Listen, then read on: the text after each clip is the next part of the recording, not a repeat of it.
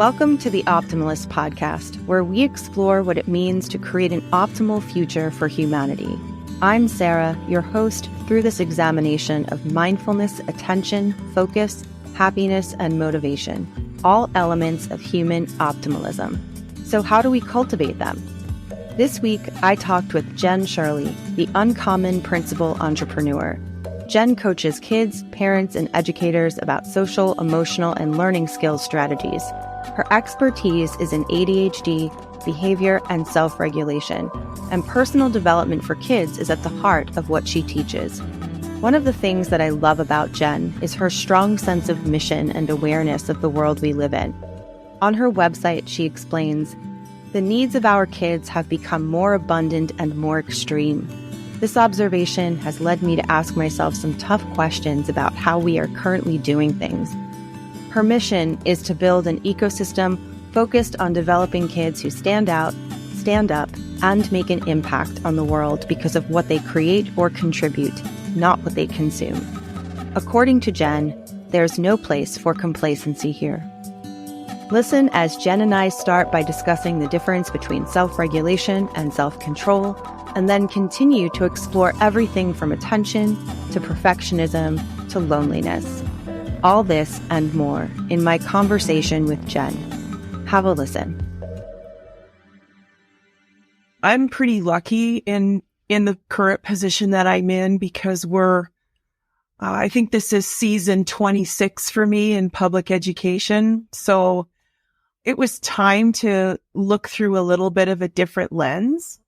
And I was no longer enjoying being tied to a school full time as the go-to administrator, the go-to principal in the day-to-day. So I had an opportunity to step away from that, but still be inside the schools doing daily replacement work, which is, we could get into that a little bit later if you want to, but it's super awesome because I work in so many different types of configurations of buildings with so many different types of educators and meet all of the amazing kids we have here in Ottawa and do a lot of coaching, teaching, learning, mentoring, observation. So that's still the role that I do with my board as an employer. And that sort of turned into it flipped my entrepreneurial brain a little bit too, because essentially what I'm doing is all of the things I was doing in my day-to-day role, I'm now being able to do sort of privately with parents and families who are maybe needing a bit more service and support for their kiddos, who are having, there's all kinds of learning difficulties that can happen and come about. So I've really been able to advise and consult there in a way that if you had asked me all those years ago if I would have ever ended up here, I would have laughed at you. But that's kind of where we are. And where does your interest in topics like self-regulation and attention come into that journey?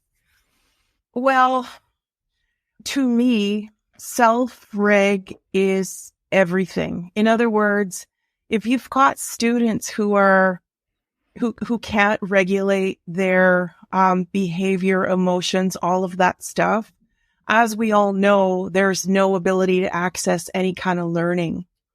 So I always was that advocate for the student who was in difficulty, whether it be a behavior kid, a student that had a learning disability of some sort, a student with autism, whatever the case may be. I love the underdog. And I love trying to figure out what is this kid's backstory, because we often miss what that backstory is. We're seeing the front end of the day-to-day response from the student. So, it just caused me to dig really deeply into regulation and social emotional learning and try to really understand, first of all, what's going on from a biological point of view with these little brains, because they're stressed and overwhelmed and how do we get to the point where calmness prevails, and really practicing that and modeling that with these kids, because a lot of the time they don't really have anybody. Maybe they do, maybe they don't have somebody in their corner advocating for that. And then really trying to figure out, like, why is this happening? What are we missing? What's this behavior trying to tell us? What's that unspoken sort of message, you know? And what I've learned is there's a lot of overlap and similarities. The patterns, if we know to look for them, are there. You know, in other words, is it a Monday morning thing or a Thursday afternoon thing or heading into the weekend? And then, of course, most kids aren't able to articulate what all of this means. So usually the big explosive behaviors or the avoidance or the withdrawal are usually connected to some big kind of an emotion that most of these kids can't process it. Right. They can't articulate it. Right. So we're into big emotions like having their feelings hurt when they're rejected or embarrassed or humiliated or set up or excluded or taunted, you know, all of these things where for them, it's just a response of madness or sadness. Oh, I like that. Yeah. So yeah, typically it's when a kid gets angry and explodes, it's usually some underlying form of hurt. And it's really hard for us adults to remember that, number one, don't take it personally. Number two, that's what I mean. Like, what's really going on here to have caused that to occur for that little person? Yeah. So I want to step back a tiny bit before we keep going there. And just because I know that a big important part of this is thinking about these concepts not just in terms of our children, but adults as well. And thinking, huge. And thinking about, and one of my favorite things is talking to educators who work almost primarily with adults. I've had a couple of talks recently with people who train adults in social emotional learning and mindfulness and such. And that is fascinating to me because that's their primary work is, sitting with grown-ups and thinking about our own behavior and, having to teach them about the way their brains work and how we can be super self-aware in order to help children be self-aware. And so many of us never learn how to do that and don't know how to help kids point out those differences themselves. So I did want to talk to you about that a little bit. And if there's a difference between how we do approach self-regulation with adults and kids. And also maybe we could, even before that, start with what's the difference between self-regulation and self-control? Okay, let's start there. So I think people get those two terms so intermixed a lot of the time. They're confusing for a lot of folks. And I think the most simplistic way to keep that straight is, to me, self-regulation is a process to achieve the desired outcome of self-control. Interesting. So you can't get to a sense of calm or self-control without practicing all of the steps that are pertinent to you inside of self-reg. So, and again, the process of self-regulation, I think, is really a lot more brain-based as opposed to behaviorally based. The science has proven that when a kid or an adult, either one for this example, when someone is dysregulated, we know that their prefrontal cortex is on pause. That means that limbic brain, that very primal part of our brain that protects us from everything, the typical freeze, flight, all of those things where that's our built-in protection mechanism, so to speak. So when that prefrontal cortex isn't accessible, limbic brain kicks in, and then the reasoning part is gone. So I think what happens is self-regulation is really much more based in empathy. It's much more based in an awareness of all of those responses to stress that a person is possibly undergoing, versus self-control, I think, is a lot more judgy. It's the idea of suppressing emotion to a situation rather than learning how to navigate through it. Okay. That makes sense. And sometimes it also leads to punishment, right? People equate lack of control with having to be punished, which is not at all the concept behind self-reg. That's interesting because that's something that we're talking about on our team at Focusable a lot right now, is the difference between when we use the word focus and when we use the word attention.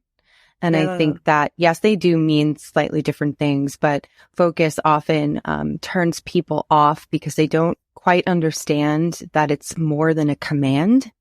We're used to it being turned into something like, you have to focus now. Why can't you focus? Whereas attention, I can perhaps talk to or just even mention to a group of kids or a group of adults, like, let's work on having better attention today. And there's an approachable, I think kind of tone to that that's no less important than using the word focus, but there's something where you've taken the control aspect away, where it doesn't sound like it is like a requirement where you have to only focus to do your work. Attention can apply to everything, not just sitting down and doing something serious. Like, where is your attention right now? Is it focused? And I feel like there's a similar thing there as to what you're explaining. Yeah, I agree. And I can totally see that, because often the edu speak, right, Sarah? We get caught up in it, and we forget often we're not always dealing with people who understand things in the same context that we do. Right. So context here matters a ton. So I get your point about the focus and attention for sure. And how often, I might be going on my own little side tangent here too, while we're still kind of defining terms here. No problem. But you're talking a lot so far about self-regulation, and especially in terms of students or kids, in terms of them, what are triggering factors and what's the underlying cause, and there's always something behind it. And I'm wondering if in your work or studies today, you do see things that also talk about what students are, people of any age really, are now doing all of the time. And I'm thinking, like, social media wise, like, where does the story of self-regulation also come into us thinking about how technology affects us and affects the brain and affects our attention? Is that part of the self-reg story at all? Or is it more about deeper underlying issues? I actually think it's a bit of both. Okay. To answer your question. So in regards to the whole tech component, which I have a feeling that will flow through our conversation here as we go, I think because it's always in our back pocket, we allow things to hijack us emotionally in a way that normally might not happen if we didn't have access to that type of tech in such a quick response time so frequently and so consistently. Right. So here's what I mean by that. And this will tie into what you mentioned earlier about self-reg in adults. A lot of the work that I do with educators is exactly that. Getting the adult in the room to understand that they are the game changer in front of their kids. And how they respond and reply is incrementally vital to the tone, the culture that they create inside the classroom. So I will say to staff all the time, what are your boundaries for tech with your spouse? Just as a really legit example, or with your kids.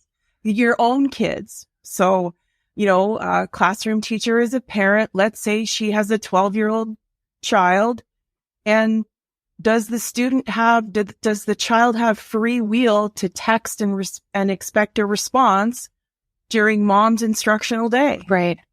Particularly if the morning routine was bumpy and they had a bit of a blow up before school and it's now carrying over, 150% for sure that exchange is causing mom, the teacher, who's now flipped her role from being a parent to an educator, that is absolutely having an impact versus how she's working with her own students at that time. Mm-hmm.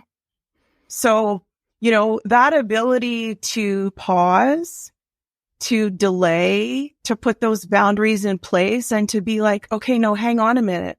I'm really ticked off about something that happened with my own kid. And now I've just blasted this group of kids in front of me and it wasn't at all relevant to the why. Right. So those kinds of things happen all the time because as you know, our lives now, personal and professional, are so messy and blurry and Mixed. overlap. Yes. And the argument you had at home is now accessible in your pocket.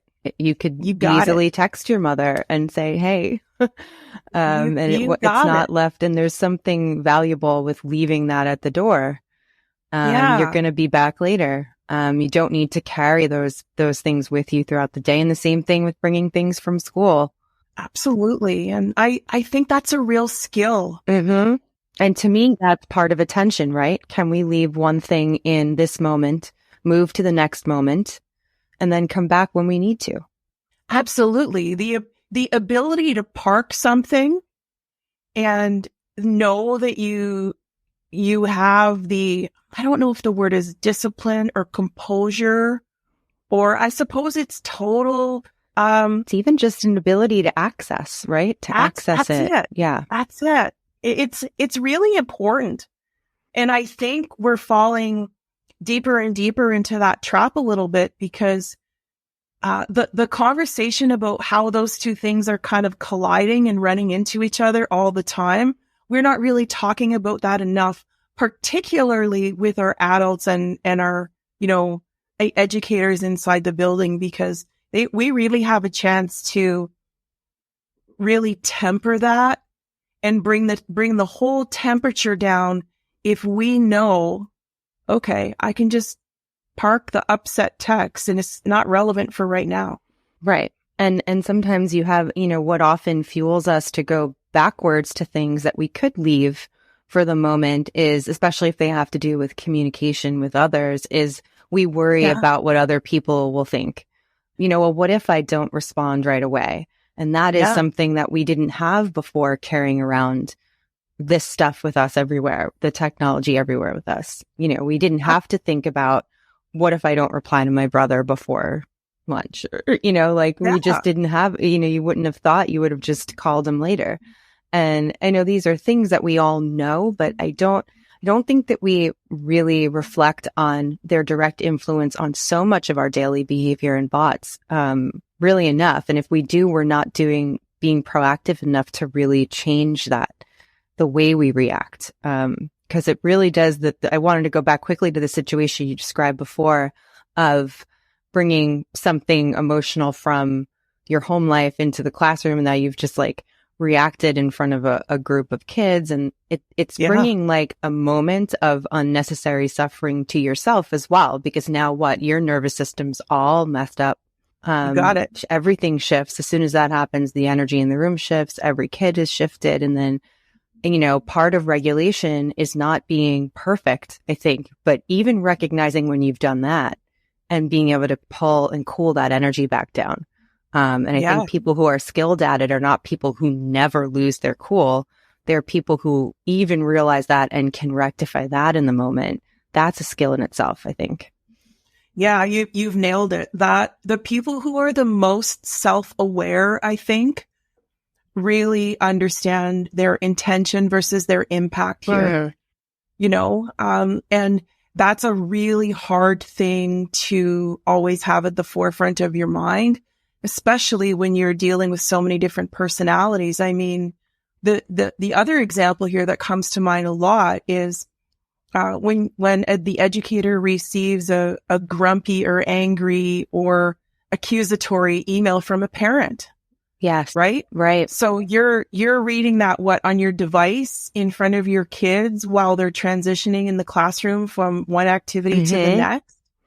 Oh boy, like buckle up because number one, I don't think it's the time or place. Number two, it is not necessary.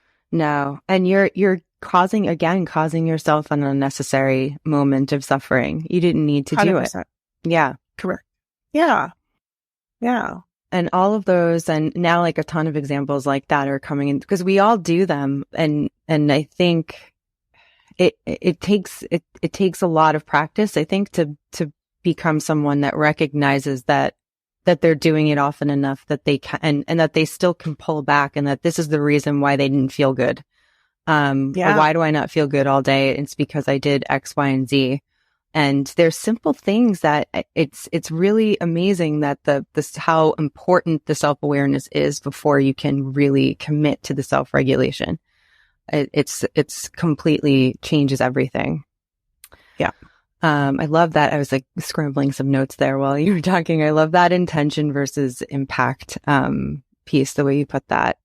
Yeah, right. Sometimes they don't match and we're like, oh, darn. That's not at all what I wanted to achieve here, and I blew it. Yeah. And so maybe we could then go back to, I know now we've kind of gone in and out of conversation a little bit, but that's totally cool. The piece about adults and kids, and is there a difference in the way we talk to adults about this stuff if it's not familiar to them?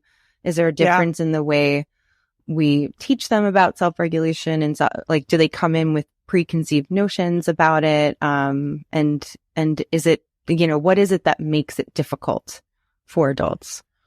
I'm not sure we're doing a good enough job with the adults right now, if I'm being totally honest with you. But I hear that from a lot. Yeah. Yeah. I think that's really where we can have the most impact and in a positive way for students. And getting people to really understand that it's okay to naturally have those highs and lows throughout the course of the day. And what I'm really interested in talking to people about is, number one, do you recognize that this is happening to you? Number two, if you do recognize it, awesome. Now, what systems or boundaries can we put in place so that some of these things go on autopilot for you? And you just know that you've put these sort of guardrails in place where you're really going to have to remember that they're there and why you put them there in the first place. Because when you mess up, they're going to kind of catch you. I'll give you an example of what I mean. Okay. I see adults running around schools at the speed of light. Even the simple act of saying to a staff member, hey, like, you're almost in a jog down the hallway. Why are you doing that? So let's slow that down. So there's a really simple example. The other thing that I talk to staff about a lot is, do they come to work prepared? And this sounds ridiculous, but it's a game changer. So if you've left the house and you've had only a cup of coffee and you haven't had any food, you're not fueling anything nutritionally throughout the course of the morning. And now you realize you're starving. So you're hopping in your car, you're sprinting up to the local coffee shop or sandwich place, and then you're rushing back. There's never a moment to rest or recover from the first instructional block that you just put behind you. Yeah. So, and for me, that leads a little bit in, it's a huge deal, right? Yeah. And it's hard to recover that even the next day.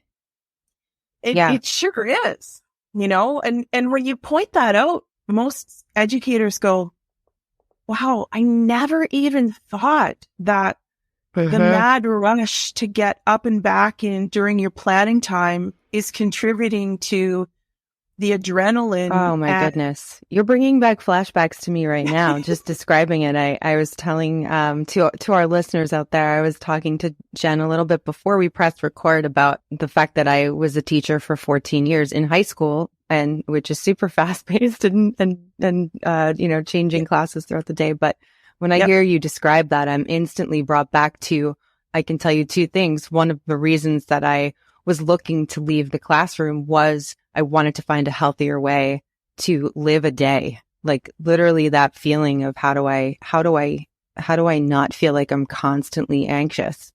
And I just didn't know. I had none of these tools, didn't know anybody practicing this stuff at all. And it seemed like every educator around me was just on that, like really in that mad rush. All of my friends. And it was just a race from the morning to the night. And then from Monday to Friday, and from September to June, it was always, how do we get to the next part? And it was just, I knew that feeling anxious all the time was just not normal. My friends in other professions didn't live their days like that. Absolutely not. And, I'm the first person to tell you, let me show you how it does not have to be this way. No, it does not. It does not, because there is so much value in 10 minutes of rest throughout your workday away from your students. And if it means you've got to get a little bit better at planning your lunch from the night before so you can have that clarity and have that ability to reset your nervous system, because that's really what we're talking about here. Yes, it is. I think there's so much value in those kinds of conversations. Because if we even go back to the day that the stressful day that you were just describing, where it's like it could be one incident at one point in the day, and it just is like a domino effect throughout the rest of the day. And if that were Monday or any day of the week, that impacts the way you feel at the end of the day, where maybe you do nothing that you wanted to do and you wind up crashing. And then you wake up the next day and you don't feel good about, not, you might be tired, or there might be some behavioral, physical, way you're not feeling well because of that. But mentally, you're already waking up in a deficit, and depleted, and maybe feeling bad about the way you ended the night before. And if you then go into that day with that same mindset, you're really at super high risk of just repeating that. And then we get into those cycles, right? Of just ending every day feeling like we're not accomplishing what we want. We're not doing what we think we're capable of. We're not meeting the requirements that we think we need to for our classes, everything. It impacts everything. And then, that's where the overwhelm begins. And it literally can start with just a busy Monday morning. And Sarah, I think we can both agree. Our students sense that coming a million miles away. Yes. They feel the vibe. They're like, oh boy, I don't know how it's going to go today because the RPMs are high and it's only 10:30 in the morning. And it's so hard to get out of that once they've sensed it. You got it. So, I think there's so much more we can do there to support folks with building those skills towards self-regulation in adults, because if you have the ability to remain calm through the madness and the chaos, it is revolutionary in how you enter and view the profession. And one more thing I'll point out before we move on from that is something that just occurred to me, maybe also in a flashback from my teaching life, is that I think what I often would see emerge, at least in my experience, was that those of us that were in that state of kind of moving quickly from one point to the next were often mixed. There were a lot of different types, but we're often mixed in with people who were seen as the hard workers and higher achievers. And then people who were not feeling like that were in this camp where they've kind of just decided, I'm not going to pay attention to all of the nonsense and I'm just going to do my job the best as I can and leave.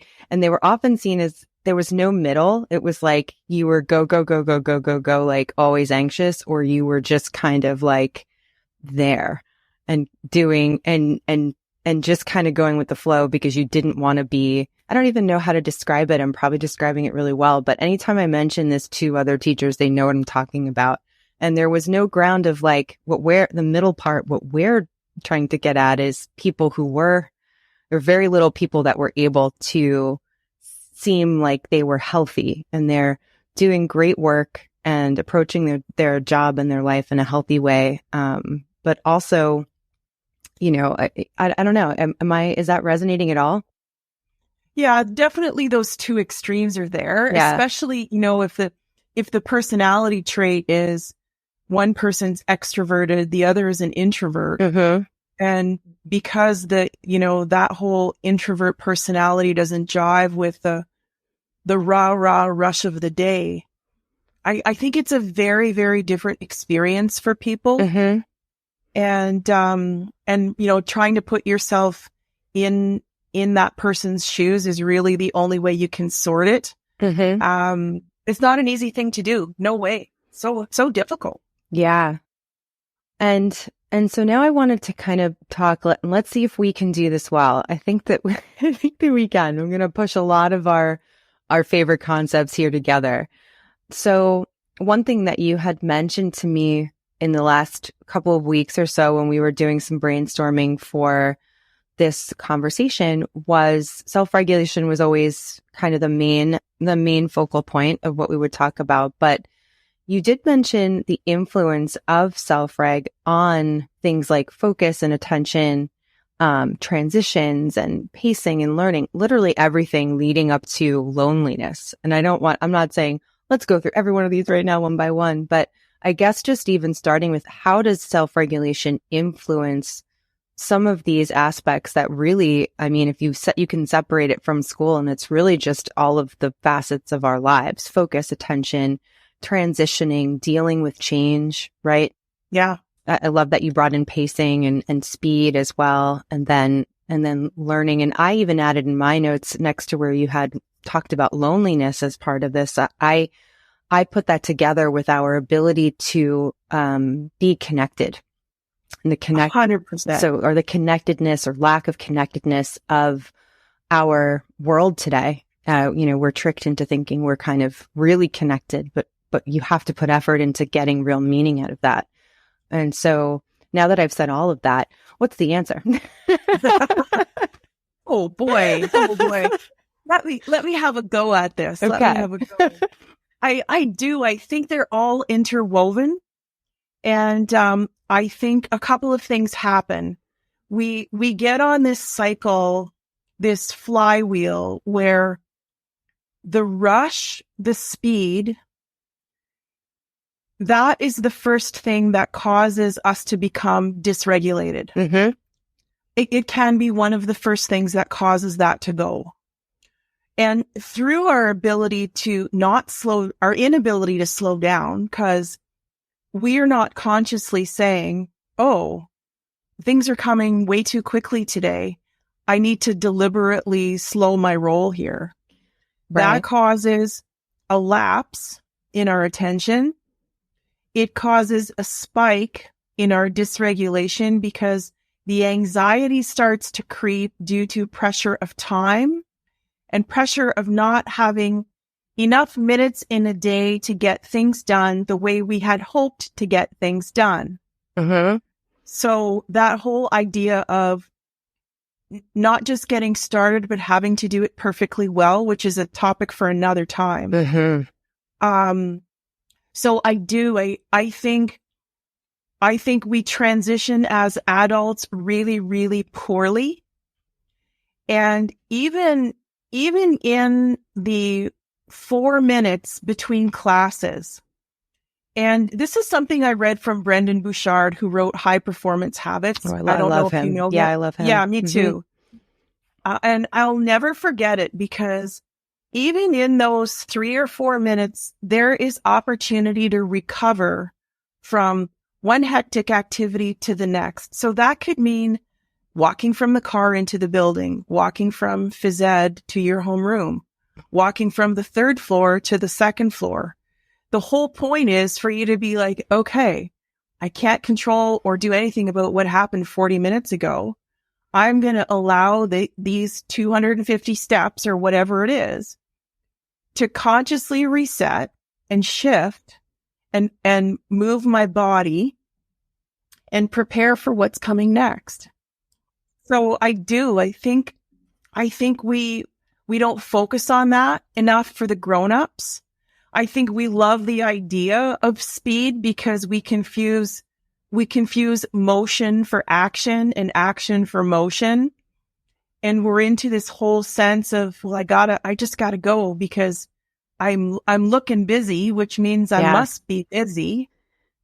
And the more we learn and grow about this, the more we understand that actually slowing everything down is absolutely the way, the gateway to getting really deep quality work. Mm-hmm. And being able to have that attention to detail be where it needs to be. Yes. And even, I think it even helps you when you're even in those moments or sessions of deep work or deep thinking or deep collaborating, it helps you even be able to put an end to those sessions and not think you have to spend 4 hours. Do I have to spend 4 hours? Does studying well mean I spend 4 hours studying for my math test? Likely not. That does not mean you're studying hard, And so Correct. I think that's part of it is like when you do experience that extreme ability to extremely slow down, you are doing that thing of taking each moment and leaving, you're paying attention to what you're doing at this time. And that means your brain is not, I love that the question you just put forth before of asking what's coming next. I don't even know if you meant to formally ask that, but to me, that would work for me. It works for me too, right? I mean, if you think about how many times throughout the course of a day we switch tasks or have to switch context from a brain point of view, mm-hmm. It's 1,000 times. Yeah. And we add to that, right? We add to that cognitive load by giving ourselves a million tasks that are not important. So Correct. Right now, I am probably thinking about my Twitter inbox and I'm not really thinking about that I want to go look at it, but because it's a part of the work that I do, those little things are always somewhere and they're not even part of the normal natural context switching. And we add all of these things. Everything always comes back to technology. Like you said at the beginning, we'll probably talk about it a lot, but it really is a part of it because it's something that we have invented and put into our own hands and have said we need. And we've said all the things that we have in that are things that we need, but at the same time, we also know that it's way too much. It's way too much. And I love you brought that up again because it's also one of the things I coach educators on. So a stupid thing is, how are your notifications set on your phone? And by that, a lot of our educators have their quote unquote business email on their devices. So I'll say, well, do you have those notifications enabled? My recommendation is that you don't. Right. Instead of having those notifications on your device pushed to you all the time, I prefer to go retrieve them when I'm ready and I'm in the right time, place, headspace, frame of mind to go seek them out and pull them. And then I decide what I want to do with them. Mm.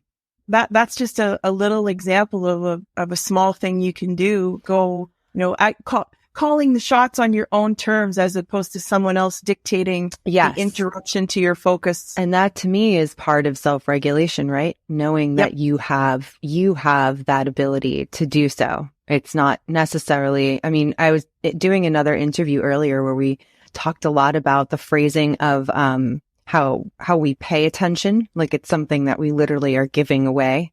Yeah. And that we have this ability to cultivate an infinite amount of it, but we place it or give it to things or people that do not need it.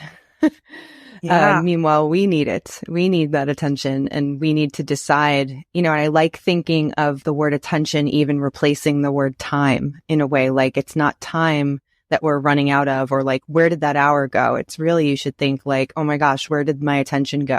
Absolutely. Because that's what it's like, such a huge power for us is our attention. And we just squander it to anything. What you said, I love. You used the term squander. Yes. And to me, that is so powerful because the time component, the attention component, there isn't any more allowable time in a 24-hour period in a day. Right.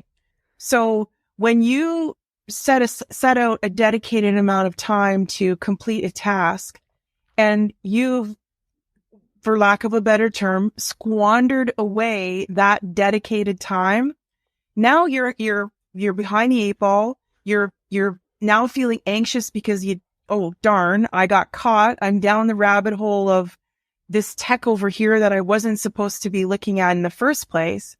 And now you're beating yourself up. Yes. Because you've fallen into the trap yet again, right? Yes.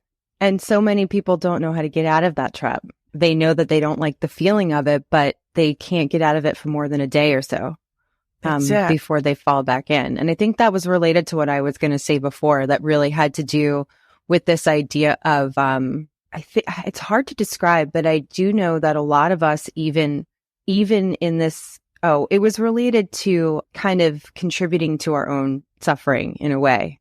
And in regards to things like social media, and things that are intended to take and steal our attention, we give them away. We give it away willingly, give away our own power of engagement willingly.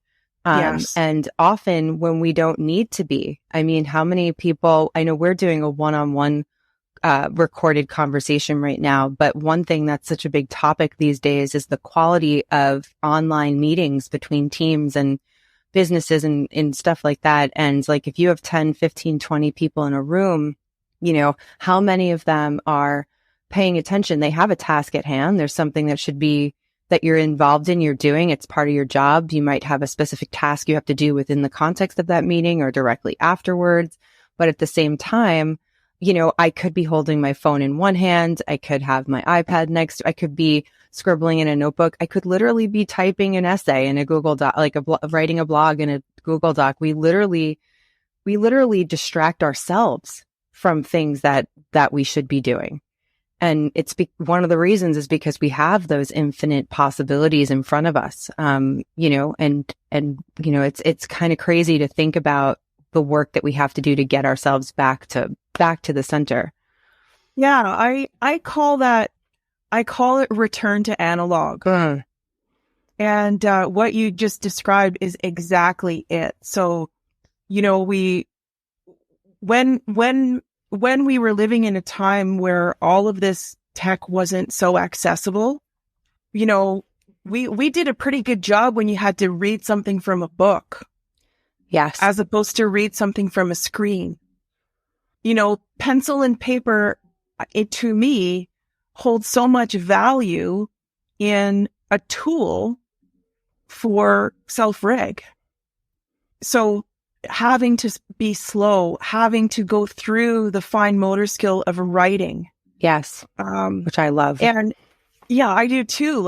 And some of the people I've worked with used to give me such a hard time because I would use a pencil and paper calendar. And that to me was a guardrail in some cases. I mean, I don't always use pencil and paper. For this particular application, it was the right thing to do, but it forces you to say, hey, do I really need to put that in there? Yes, it does do that. I use a paper planner in the same way. Exactly what I mean. And I do live by my Google Calendar, but that really is just a list of events. It's not pretty much. It's not really planning. I put them in there. I put things go in there when they're booked. To know when things, you know what I mean? You need to know when things are happening or where you have to be at certain times, but it's not a planner. Yeah. And that to me is really valuable because it also interacts with reflection. as well, Exactly. which I think is a big part of self-regulation, I think you would say. Yeah, it sure is, because our synapses fire differently when we are engaging in that precise activity of pencil to paper or left to right on a page reading a book instead of being on a screen. I mean, most of us on a screen skim, you know. Yes. I read quickly. I know that I miss points if I'm reading from a screen. The process, my brain works differently when I'm reading from a page. It feels good in my hand. I love being able to turn the page. You know, that makes me believe, like, wonder if some of that, what you're describing there, of, because that's totally true, right? We all do that. We think, because we're used to seeing so much information on a screen. You don't Yeah, get one article delivered to you every morning. You've got hundreds of them. I have how many newsletters and how many things on Twitter. So correct. you're not really choosing. You're just thinking, like, here's all the things, you know, we're used to thinking we just skim everything. And we do also wonder a lot about, you know, the world that we're living in and now that we're moving into with automation and, you know, artificial intelligence. How much of a barrier is that to our ability to do really deep work and tackle hard work? Is it really dampening not only our desire to, because there's easier ways to get around it, but then eventually if we keep making that decision to not do the hard thing, not read deeply, not hold the book in our hands, not spend 30 minutes doing something really well or tackling something difficult, do we eventually lose the ability to do so at all? Yeah, isn't that a scary Yeah. thought, that we're losing that ability to do that? Yeah, yikes. Did I just bring us to a screeching halt? We're talking about, like, what is going on with humanity? Well, I mean, I do think it's pause for a lot of us to think, huh, is that really the way that I want this to play out? Because, you know, it seems like everywhere you turn, there's some kind of article being written or new way of using X tool or Y Yeah. tool or X automation, you know? So, Mm-hmm. and I do think that that's really why you're going to see a shift back to analog in some streams a little bit more. I really Yeah, I believe that agree. we're gonna return to textbooks and books and puzzles and blocks and cards and all of those kind of tinkering things that Mm-hmm. really force us to slow down. I mean, you always hear stories of the biggest guys in tech, their own children are, like, learning in the forest. Like, their kids are Yeah. not in these, like, really fancy schools. They're a different kind of fancy school, but they're, like, really going old school with everything. And it's Yeah. because they're the people closest to it and they know. I think so too. I mean, the guys writing the algorithms for all of our social media platforms, I'd love to have a conversation with them about, like, tell me about your kid's day. How does that work? Yeah, I have a pretty good feeling that their home lives are very different than ours. Absolutely. And there's Absolutely. something else I've been bringing up with people lately. I'm wondering if, like, I've been saying a similar concept in a lot of the interviews that I've been doing. But when you do think of our home lives now, and I mean, you could think of it in a classroom, but it's more so at home where there aren't any real rules going on as far as technology. But we all operate, like, in these little bubbles, right? And Yeah. if I, you know, say there's, you know, two parents and two kids, like, if there's a house of four, how often do all of our little attentional bubbles interact and become one in the course of a day? And how often like, I'm literally just imagining I'm looking in the window of a home and there's four people and they're all in their own technological world wherever they are. And how often do those worlds collide and we come together and pay attention to the same thing or to each other? And that really brings me to just wanting to make sure we don't leave this conversation without addressing the loneliness piece. Yeah. I really think that is call it an epidemic? Maybe that's too strong of a word, but I do think it's an underlying root cause of so many of the social things that we're seeing right now. We've built this false sense of community through our screens. Mm-hmm. And we're trying to replace what we used to get through these other online portals or groups, or whether it be gaming or whether it be your Facebook mommy group or whatever the sense is. I think that lost connection is really profound. It means we've lost connection to the people. So, as a human, that exchange of conversation and interaction through gesturing and all of those human connectivity things we need, we're getting less and less of. And I think also, I think people are so filled with worry right now too, because of the state of the future, the economy. Mm-hmm. There's a lot of things to be worried about. The other really interesting thing that I read recently, our houses are bigger than they have ever been before. Mm-hmm. I read that too somewhere.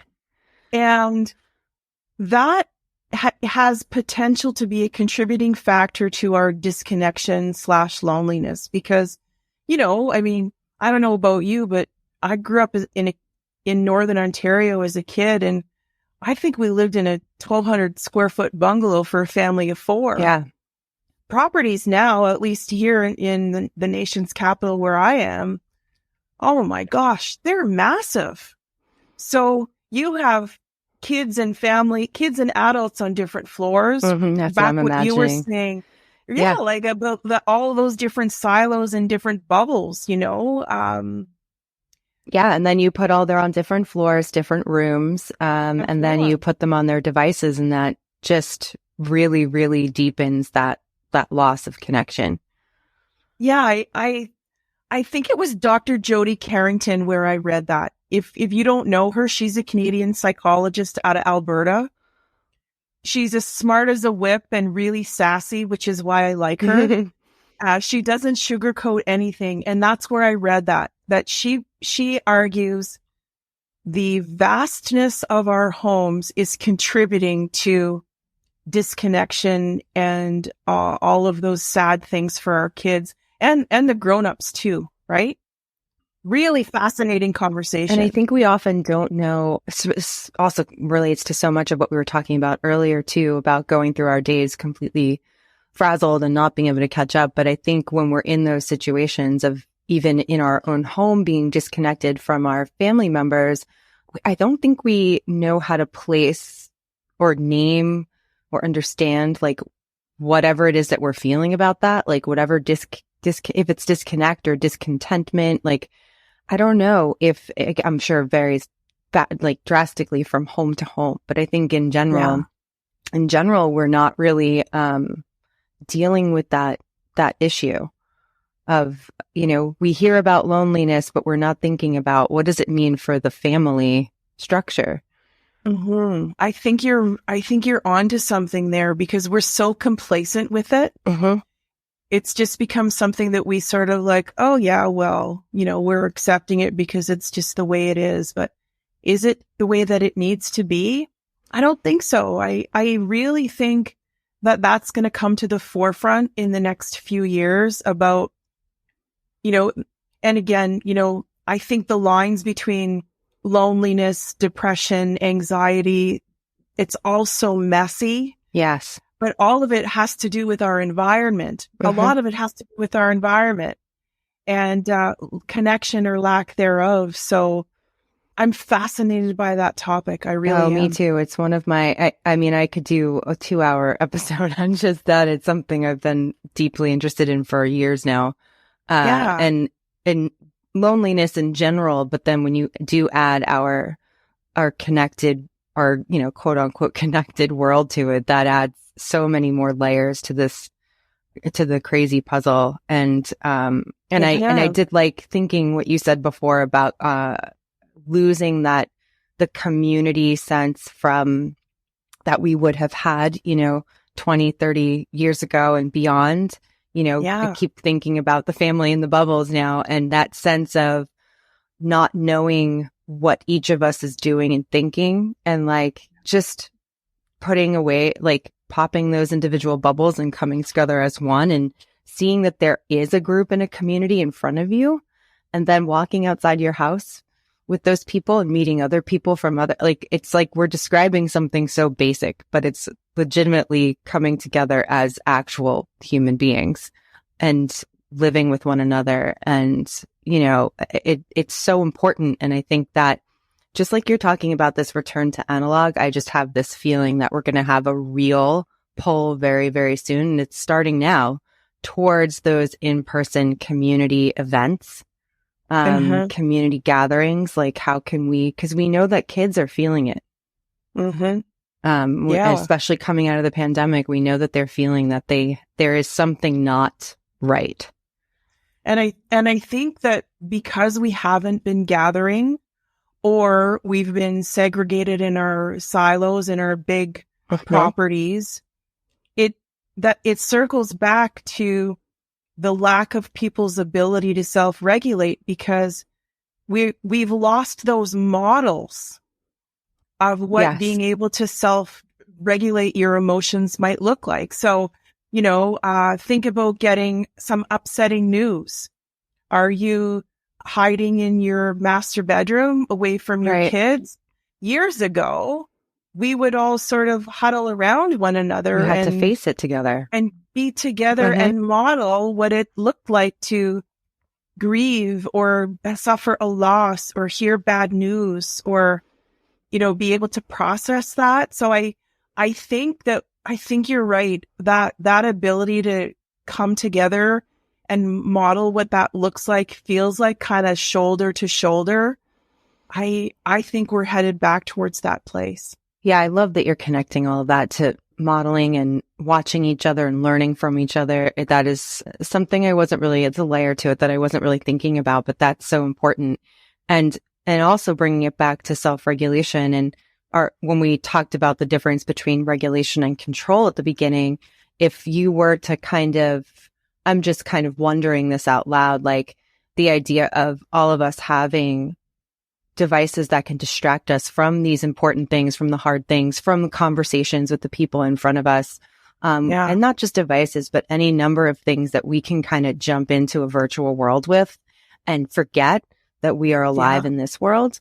I'm wondering if you would place a difference, like what part of that is self-control? Is the control part the not physically using the device, and the regulation part is more like the awareness of what it's doing to you emotionally? How would you separate them there?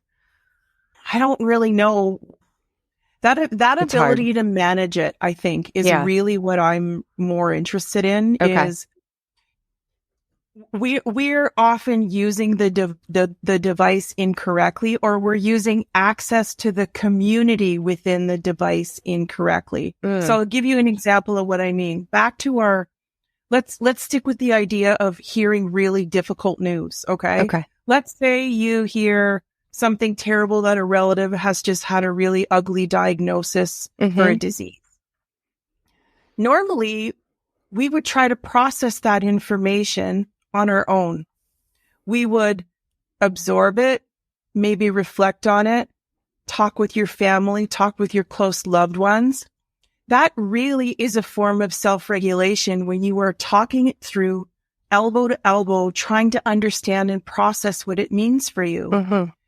Now, we're kind of in that broadcast society where part of our processing is to share everything with everyone. So back to you receive upsetting news. Within 4 minutes, a lot of people are posting said upsetting news to whatever channel. That's so true. And for them, that's their way of managing, regulating, trying to comprehend, trying to wrap their head around and process what's happening. By making it public. So we're distracting ourselves with that surface level attention to soothe, when in fact, I think it should be a little bit more time privately, like, oh my gosh, this is a big deal. And then we can figure out where we're going to go from there. So we're back to that speed concept, and we're back to that community meaning different things for different people. Yes. And we all know that if we keep speeding, like we were reflecting on earlier, and we keep soothing in that way, all we're doing is avoiding. I think so. Yeah. We're avoiding something in each of those situations.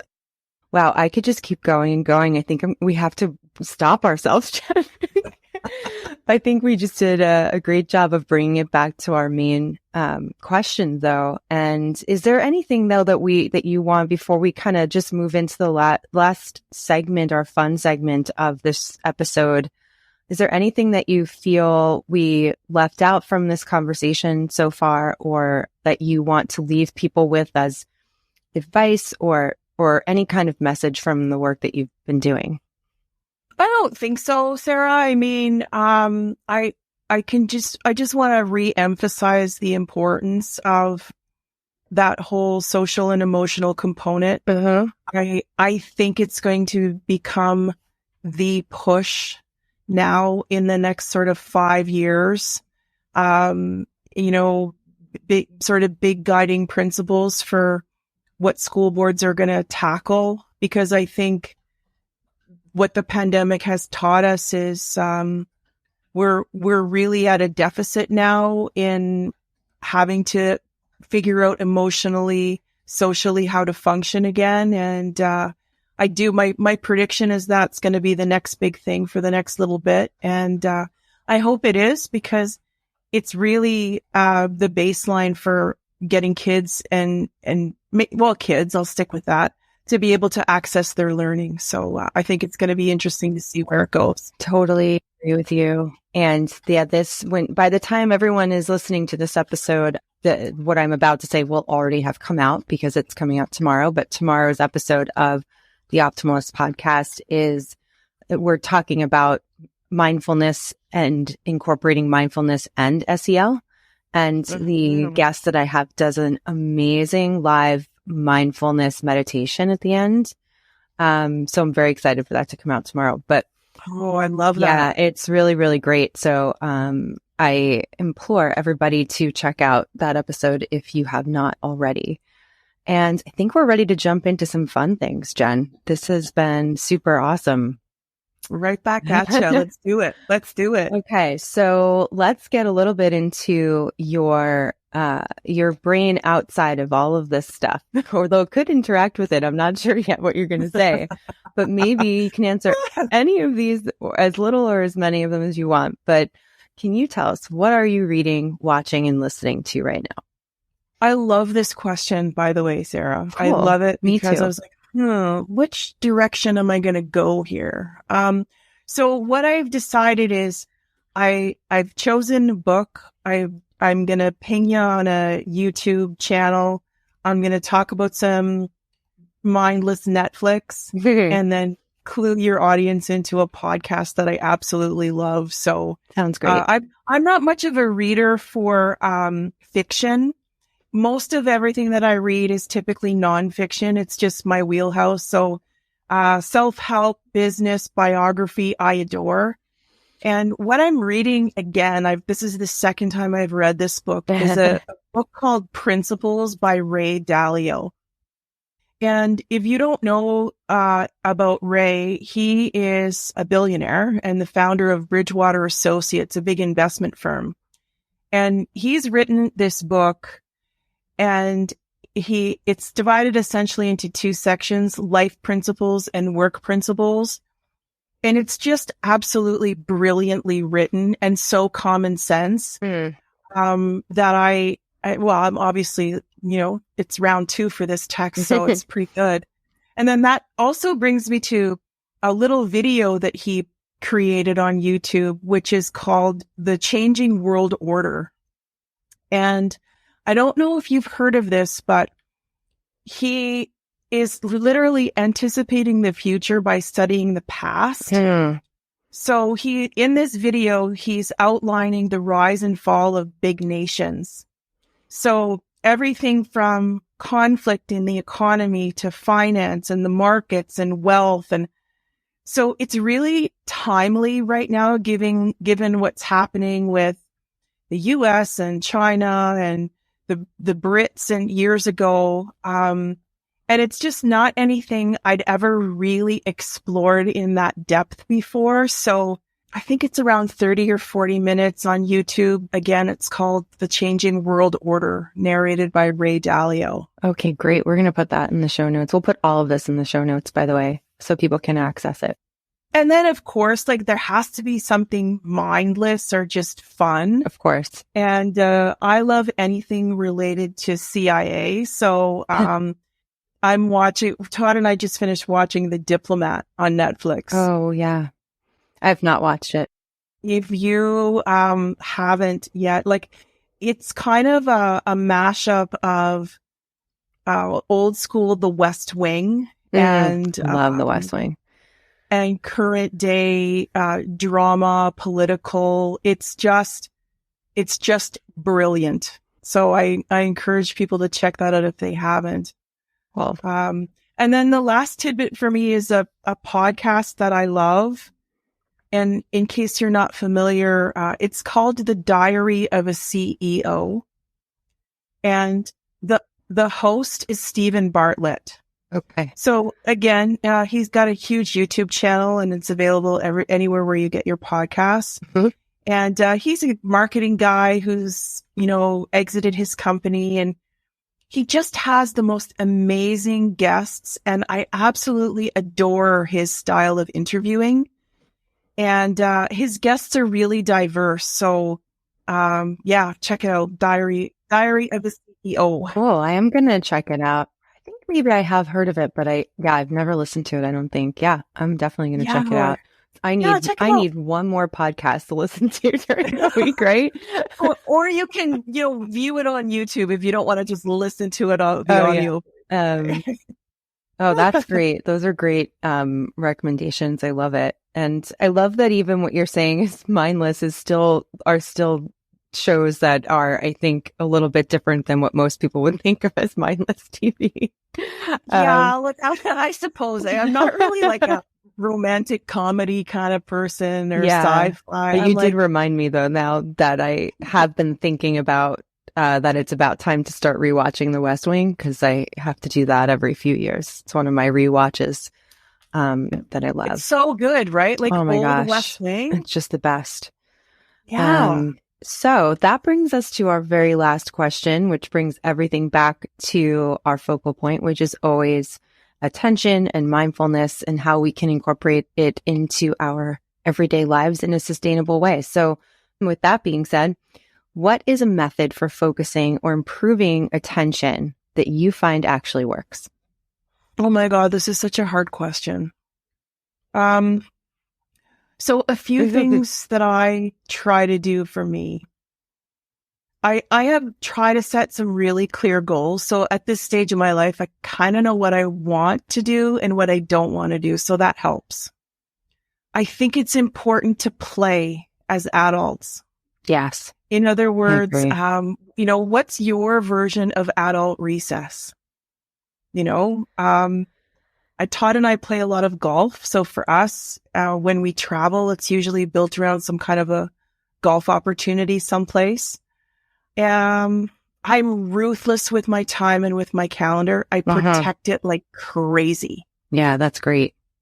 I mean, sleep, diet, the usual, some pretty clear boundaries. I also am a person who's quite happy to be on my own. Me too. I've have a great group of girlfriends who are, we've been friends for 40 years and lots of colleagues who are friends. But I also just sometimes better attention comes from sometimes just being in solitude. So that's maybe what I'd kind of say. I like that. I just wrote down a couple of ideas that as you were saying them, but then I'm like, oh, that might be the statement that I actually pull forward from this. But I also love the thing about adult play. When I was a senior in high school, I took an elective course that was a brand new course that year. And so I was the first group of students taking it, and the entire purpose of it, what was it called? It was called like, it was like the creative spirit or something like that, which you wouldn't even, the title of the class doesn't even really indicate what it was, but it essentially was like, hey, everybody, you're 18 years old. You're about to leave this like cocoon of school and go out into whatever path you're going to next. And we want you to not forget that you can still do some of the things that you loved as a kid when you are no longer actually a child. And so it was about taking the creative experiences that adults often associate with leaving behind in childhood and learning how to cultivate them for yourself as you grow up. It was like, you would never believe that it was so cool. And sounds awesome. Yeah, we would read articles about, and this was so long ago. Now I think it's commonplace to hear of, not maybe commonplace, but more common to hear of adults going to like an adult sleepaway camp or something like that, or like a weekend where they do like different kind of outdoor activities to get, like, it's not as uncommon now, that people do like meetup groups, but back then it was like strange to see, like they were, we would read things about people that were purposely building in those experiences into their adult lives in their 30s and 40s. And that was the idea, was like, you're leaving school behind, but you need to take these versions of play into your adult lives, and that to have a healthy relationship with it. So I just wanted to share that. I think that's so awesome and so important, especially as we head into whatever the next bunch of years is going to present for us. Mm-hmm. Is, it's time to just be silly and goofy and let it all kind of, park it all for an afternoon or a weekend or whatever it is, whether it's a concert or a sport or music or whatever it is, I think it's just so. One of the things he would ask us was, the teacher would ask us stuff like, he'd bring up weird, silly scenarios that like you would see a bunch of 11th graders just run into a field screaming like and pretending that they're like hunting or something. Like they were just pretending, and they're like, would you do that when you're 25? Would you just run into a field with your friends and just go, ah? Right. And people are like, no, I wouldn't do. Like he just asked why.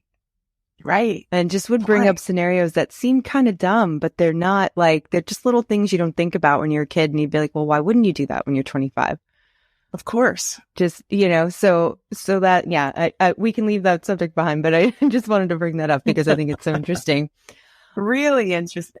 Okay, Jen, I have taken up so much of your time. The last thing before we go is I want you to tell people where they can follow you or find you, or learn about you anywhere on the internet that you would like them to. Thank you for that. So I'm most active on Twitter, I would say, in terms of those social channels. So my handle is at Jen_Shirley on Twitter. Also, that's mirrored over to Instagram, which is Jen Shirley Consult. Okay. And then, of course, my website is just simply my name, www.jenshirley.com. Perfect. And we'll put all of those links to everybody in the notes as well. And I think that's a wrap here. And it has been so awesome to talk to you finally. And right back at you, Sarah. This was really fun. Really fun. And I'm sure we could do it again for another couple hours when we do the loneliness episode coming soon. Oh, interesting. Interesting. Yeah. I was really looking forward to talking to Jen on the podcast because I knew she was going to be a refreshing voice that we all would benefit from hearing. But after recording it, I realized that I also hope the true conversational style of this week's episode can stand as a model for exploration and communication. Let me know what you think. You can leave a comment on Substack, a review in Apple Podcasts, and you can reach me on Twitter at scandela9. You can listen and subscribe to the Optimalist podcast wherever you love listening to great podcasts. New episodes are released every Wednesday, and links to all of these resources are available in the show notes. The Optimalist podcast is brought to you by Focusable, the only app that gives you the pulse you need for better attention. And it's free. Create an account today at getfocusable.com or by downloading Focusable on any iOS or Android device. You can also follow us at Get Focusable on Twitter and Instagram. Thanks for listening to The Optimalist. I'll see you next week. Stay focused.